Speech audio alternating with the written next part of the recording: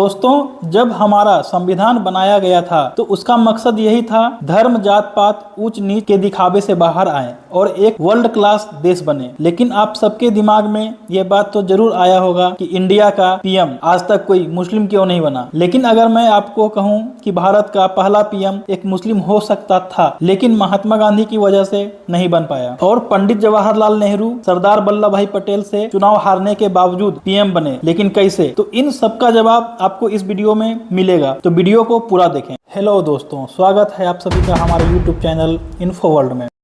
चलिए जरा आजादी से पहले चलते हैं। साल 1939 से 1940 का था। मुस्लिम समाज एक अलग देश की मांग कर रहे थे। ऐसे में मुसलमानों का भरोसा जीतने के लिए मौलाना अब्दुल कलाम आजाद को कांग्रेस अध्यक्ष बनाया गया। फिर सेकेंड वर्ल्ड वार और भारत छोड़ो आंदोलन, ये दो बड़े रीजन के कारण कांग्रेस अध्यक्ष का चुनाव नहीं हो सका। लेकिन इसके बाद जब देश को आजादी मिलने वाली थी तो अध्यक्ष के चुनाव करने का होड़ शुरू हुआ। इसकी सबसे बड़ी वजह थी दरअसल 15 अगस्त 1947 को देश की सरकार बननी थी और अंग्रेज आजादी के समय कांग्रेस अध्यक्ष को ही देश का प्रधानमंत्री बनाने का फैसला कर चुके थे। यानी उस समय जो कांग्रेस अध्यक्ष होता वो देश का पहला प्रधानमंत्री बनता। मौलाना आजाद अपनी बायोग्राफी इंडिया विंस फ्रीडम में ये लिखते हैं, नए अध्यक्ष को लेकर कांग्रेस में आपसी सहमति नहीं थी। अखबारों में मुझे यानी मौलाना आजाद को अध्यक्ष बनाने की मांग की गई थी। सरदार वल्लभ भाई पटेल भी यही चाहते थे। यानी सभी की मांग थी कि मौलाना आजाद को भारत का पहला प्रधानमंत्री बनाया जाए। लेकिन तभी यहाँ एंट्री होती है महात्मा गांधी की। The collected work of Mahatma Gandhi के मुताबिक गांधी जी ने 30 अप्रैल 1946 को मौलाना आजाद को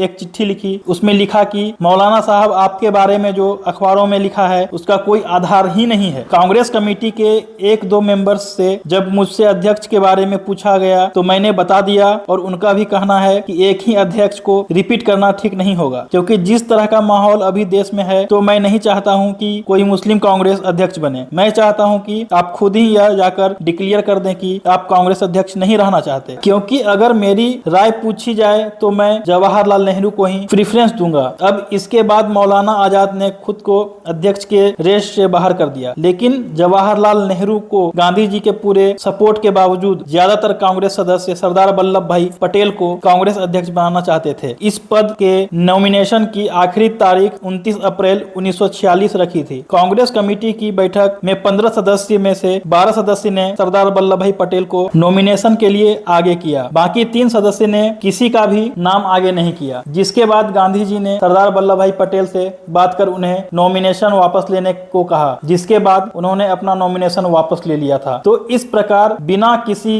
की वोटिंग के सिर्फ गांधी जी के सपोर्ट से जवाहरलाल नेहरू भारत का पहला प्रधानमंत्री बने। वैसे काफी समय बाद गांधी जी ने यह बताया कि जवाहरलाल नेहरू वो अकेला अंग्रेज थे और अंग्रेजी हुकूमत को वो अच्छे से हैंडल कर सकते थे। लेकिन कई लोग मानते हैं कि गांधी जी का लगाव सरदार वल्लभ भाई पटेल से ज्यादा थी। लेकिन गांधी जी को यह भी पता था कि भारत बहुभाषी बहुधार्मिक देश है, तो उन्हें लगता था कि पटेल का किसी एक धर्म की तरफ अधिक झुकाव है और इससे आगे चलकर देश में तनाव बढ़ सकता है। यही वजह है कि उन्होंने नेहरू को ही कांग्रेस अध्यक्ष बनाने का फैसला किया और 15 अगस्त 1947 को वे भारत के प्रधानमंत्री बने और इस प्रकार मुस्लिम का भारत के प्रधानमंत्री बनने का ये मौका हाथ से चला गया, क्योंकि भारत के इतिहास में ये पहली बार था कि कोई मुस्लिम प्रधानमंत्री पद के इतने करीब था। हालांकि मौलाना आजाद से पहले भी मोहम्मद अली जिन्ना को अनडिवाइडेड इंडिया का प्रधानमंत्री बनाने की बात चली थी। खैर, नेहरू के बाद अब तक 14 प्रधानमंत्री हुए हैं, जिसमें 13 हिंदू और 1 सिख थे। मुस्लिम एक भी नहीं। इंडियन पॉलिटिक्स के बारे में जानते हैं, जिससे कि ये समझ सके कि क्या कभी मुस्लिम भारत का प्रधानमंत्री बनेगा। तो जवाहरलाल नेहरू से लेकर नरेंद्र मोदी जी के कार्यकाल तक लोकसभा में टोटल 43 मुस्लिम केंद्रीय मंत्री बने। कांग्रेस में 23 और बीजेपी में 6 मुस्लिम मंत्री बने, जिसमें से मुफ्ती मोहम्मद शहीद इकलौते मुस्लिम थे जो गृह मंत्री के कुर्सी तक पहुंचे थे। क्या आपको पता है कि बीजेपी से इस बार एक भी मुस्लिम सांसद नहीं है, न लोकसभा में न राज्यसभा में, जबकि लोकसभा में 543 सीटों में से लगभग 100 सीटों का निर्णायक मुस्लिम है। यानी 100 सीटों का निर्णय मुसलमानों के वोट वोटिंग से होता है, जिसके बावजूद 2014 के लोकसभा चुनाव से इस साल की लोकसभा चुनाव में 58% कम मुस्लिम कैंडिडेट उतारा गया है। एक्सपर्ट का मानना है कि बीजेपी हिंदुत्व की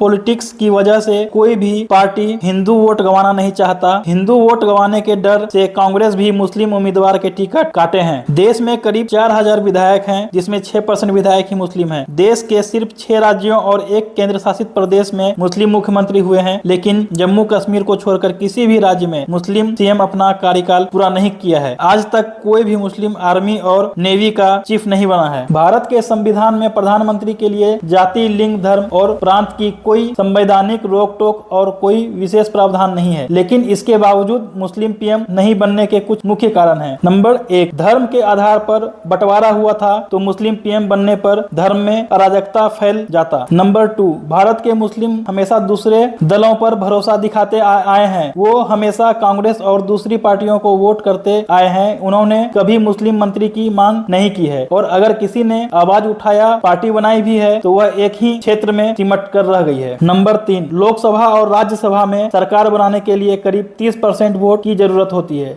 जबकि मुस्लिम आबादी करीब 15% ही है। ऐसे में उन्हें दूसरे समुदाय का समर्थन हासिल करना पड़ेगा। नंबर 4, जहां धर्म के नाम पर देश का बंटवारा हुआ है, वहां अगर भारत देश में मुस्लिम प्रधानमंत्री बना तो धर्म का अराजकता फैलने का डर बना रहेगा। और अब बता दें कि ये भारत हिंदुत्व को मानने वाला देश है, तो अभी कम से कम 10 से 15 साल के लिए नहीं लगता कि कोई मुस्लिम इस देश का प्रधानमंत्री बनेगा। जानकारी अच्छी लगी तो वीडियो को लाइक करें, चैनल को सब्सक्राइब करें। धन्यवाद।